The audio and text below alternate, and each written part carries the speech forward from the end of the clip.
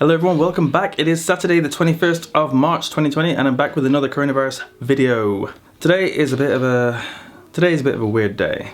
I got a lot of things on my mind which I'll talk about at the end, but first I'll give you the numbers, okay? So as of right now recording this video, the numbers stand at 276,856 cases worldwide and 11,419 deaths, which is crazy. Now, anyone who still thinks this is like the flu, think of the last winter season that your hospital was overrun with flu victims and bodies were piling up at the door. Think about that, all right? Well, for all those people who still think this is anything like the flu, okay? If people say, oh yeah, the flu killed X amount of people last year or this year or whatever, think about like the last time the flu caused your local hospital to be overrun with dead bodies and critical patients, all right? Just think about that. So yesterday was another record day for Italy with 5,986 confirmed new cases and 627 new deaths.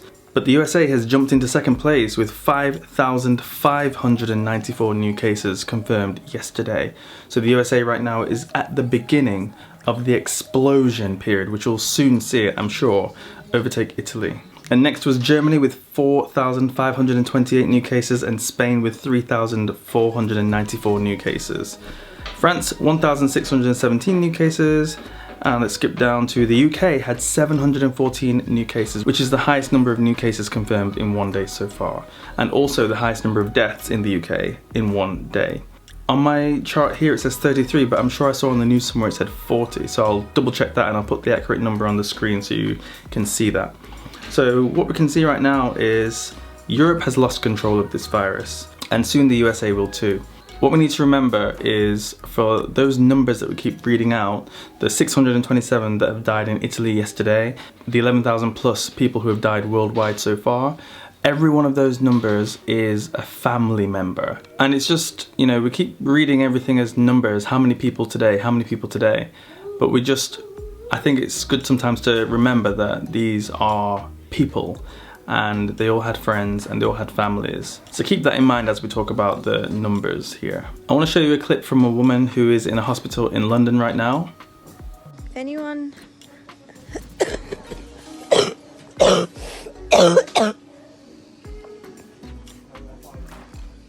anyone is thinking, taking any chances, just take a look at me. I'm in the intensive care unit. I can't breathe without this. They've had to sew that into my artery. So once again, don't take any chances. And she's just one of many people who thought it would never be her, right? She didn't think that she was going to get the virus. She didn't think that she would be infected. I'm sure she doesn't even know how she got infected. So we need to remember that this virus, it doesn't pick you because you squashed in to the subway next to someone or because you put your hand on the railing and then wiped your face. It's not so specific. Sometimes you can try your best and you can still get it. The best thing you can do is just not go to public places. Just stay home. And that's something I'm gonna have to talk about at the end of this video as well. I saw an interesting news report. Let me just put a still from that report on the screen now and you can have a look. If you look at this picture, who do you think you're looking at right now? So there's two people, right? There's a guy on the left and the guy on the right. Now, who are these people? What do you think, just from this picture? They're both doctors, one's a doctor. What are your thoughts right now? Okay, well now, look at this little clip. What I would suggest is just shut down to stop all the outbreak and not come in this kind of situation that is very, very difficult to manage. Can I ask you personally what it's been like? What's staggering is that Italy is doing a lot of testing. Thousands upon thousands are being tested. And do you notice anything strange about that? Yeah, the news reporter had a full-on hazmat suit, goggles, face mask, gloves and all the works. And in comparison, the doctor had nothing. What's going on in Italy? If that's how it is in Italy, I'm not surprised that so many doctors are getting infected. And also it shows a bit about the inequality that exists. A news reporter can get all that protective gear and a doctor has to make do with what you've just seen. It's quite incredible. These doctors need full-on protective gear. We already know that this virus can be transmitted through the eyes. It's anywhere, eyes, mouth, nose. I'm not sure about anywhere else. Eyes, mouth and nose, yeah, these are the 3 places. So cover your mouth, cover your nose, but also your eyes. If you're a doctor, they should all be wearing goggles, to be honest. What's funny now is a lot of Chinese people who were initially abroad or had left China in the early days to go abroad to escape the virus are now heading back to China because China is reporting 0 new cases while the rest of the world is losing control. So a lot of Chinese people are heading back to China, but because of the reduction in flights, it means the ticket prices have gone up really high. And I'm seeing reports of people paying like over £20,000 just for a flight back to China. It's crazy. And when they get back to China, they have to, anyway, that's a whole nother story. I can't even talk about it on here, but yeah, there's all sorts of procedures and quarantines that's happening in China right now for those people who are heading back, and they are not welcome, let me just say that. Okay, so Europe has about 500 odd million people. China has 1.4 billion people.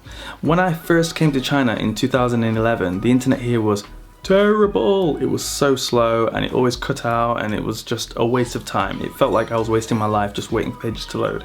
In this time, since 2011 until now, it has leapt ahead of the internet that I was used to back home. It's so fast now. The internet is so fast. I remember before when I first came to China, it would take me, I would leave my computer on all night. So I would start uploading a video like, I don't know, 9, 10 p.m. and I would leave the computer on all night until the next day and it still hadn't finished, and I'd go out, go to work, come back home, and the video would have finished at some point while I was at work. It was so slow. But now I upload a video, it takes like 10 minutes, 8 minutes, something like that. So the internet now is really fast all the time, regardless of whether people are on lockdown or not. But yet in Europe, it seems that the internet infrastructure just can't handle it. People are off work and at home on quarantine, and the internet just can't handle it. In the UK, phone companies were cutting out and people were losing service all over the place because people were working from home and it was causing a new kind of strain on the internet, which is weird. And now, apparently, Netflix and YouTube have slowed down the streaming service just to help the European internet system. That is saying something. You can't even play high definition 4K videos because the internet is so bad, because people are off work and everyone's using it at the same time. I thought the whole point of broadband, or fiber as they've got now in a lot of places, I thought the whole point of that was so that people could all use the internet at the same time and it wouldn't make a difference because it's just got so much network capacity and it's just so fast. But apparently not. So that's weird. I had no idea that the European internet infrastructure was so bad. 1.4 billion people in China, and since I've been here, it's gone from much worse than back home to much better than back home. And they're gonna have 5G soon as well. It seems like the military all around the world is coming in.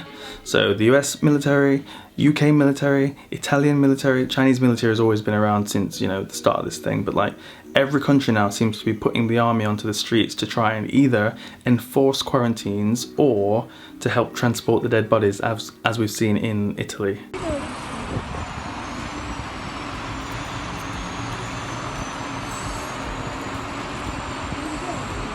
So just get ready in your local city, wherever you are in the world, you'll soon be seeing the army patrolling the streets, making sure that no one's going out. That's the next step. I was just saying the other day that in the UK they should close down all the pubs, clubs and all that lot. And then, yesterday, they announced it. They are officially closing pubs, clubs, restaurants, cafes, and what? Leisure centres, all this stuff. I knew it. It had to happen. So, oh my God, baby. It had to happen because the only way to contain the spread is to stop people from socializing. And that's another thing I have to talk about at the end of the video. Oh my God. Anyway, that's the only thing that's going to stop the spread of the virus. So well done UK, and if your country hasn't yet done that, that's the next step. Every country that's having an outbreak, I'm not suggesting that countries who haven't experienced any cases, but countries that have an outbreak really need to start enforcing these restrictions on socializing and gatherings. And that's what's happening in California too. 40 million people are on lockdown there. So life for people in California is just taking a turn. I'm sure most people in California have never experienced this kind of lockdown. To be honest, most people in the world haven't experienced this kind of lockdown. Since wartime, I'm sure that this hasn't been enforced in most countries. So it is a bit of a weird thing.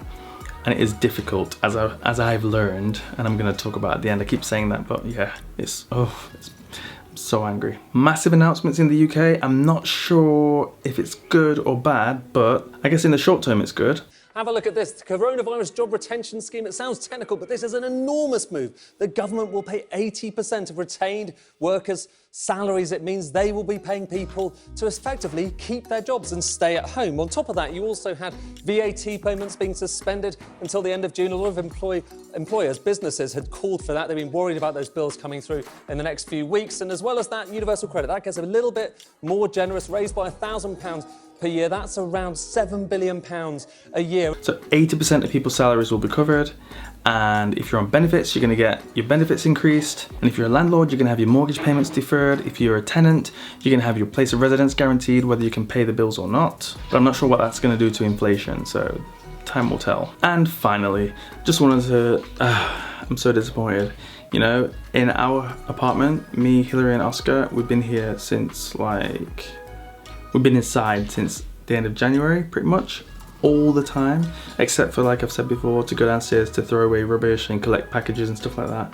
We've pretty much been inside, so it's been a bit of a safe zone, and I've been able to confidently come on here and say, you know, we don't have the virus, we don't have anything in here that could give us the virus and blah blah blah, but we've been compromised. Last night, Hillary went out to meet her brother at KFC for about an hour and a half, 2 hours. And I was so disappointed. And yesterday I talked about it and I said, you know, all those people with the virus, all those people who died, they didn't think that they would get it from like one interaction. They didn't think that, did they? Of course not. No one thinks that. If that's what people thought, then no one would be infected. People who get the virus, we don't even know how they get it. Small interactions, big interactions, you know, being in a crowd, being in a lift, being in a supermarket, touching something, someone sneezing, you didn't even realize and you just breathed in the air. All kinds of different ways of catching this virus. We don't know all the different ways of getting the virus. And I'm not saying that her brother has the virus, but no one thinks that their family member has it. And then today, she went out again. The day after, this time to meet her mum outside the subway station. And you know, the subway, yeah, it's not as busy as it was before. There's not thousands of people non-stop coming in and out, but there are still hundreds of people non-stop coming in and out, and it's not the cleanest place. Sure, it was outside because they were outside the station, but still, to sit and talk for like 2 hours or something like that, I'm just really annoyed now, because now I know that this home is not necessarily a safe zone. Again, I'm not suggesting that her mum and her brother have the virus, but what if, right? We're still in the midst of lockdown and quarantines and virus spreading all around the world and people dying here and there. Apparently China has no cases, but everyone's still on lockdown, kind of. You know, some people have gone to work, but schools haven't started. And personally, that was what I was waiting for until I felt more confident in going out. Once they open up all the schools, then I think that that's when the government really thinks that it's gone. But right now the schools aren't open. So you know what I mean? I don't want to go out, I don't want to risk it. But now, I'm going to give myself 2 weeks. If within 2 weeks I start showing symptoms, don't come looking for me, don't feel sorry for me. It's probably being paranoid, to be honest.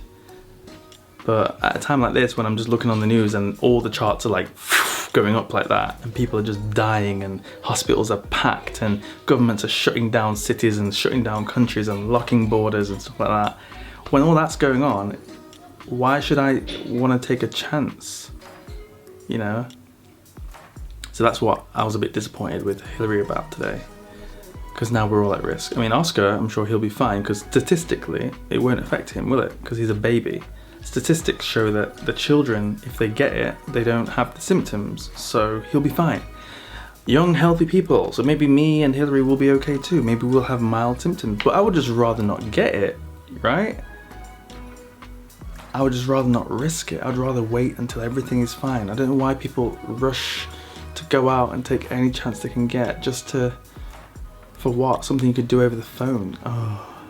Anyway, I'm gonna stop talking there. Hope you've enjoyed the video. If you have, give me a thumbs up, leave me a comment down below, let me know what's going on where you are, and what do you think about the risk of the coronavirus right now? Do you think it's safe to still go outside? Are you going outside, or are you staying at home? Let me know. Alright, see you tomorrow. Bye bye.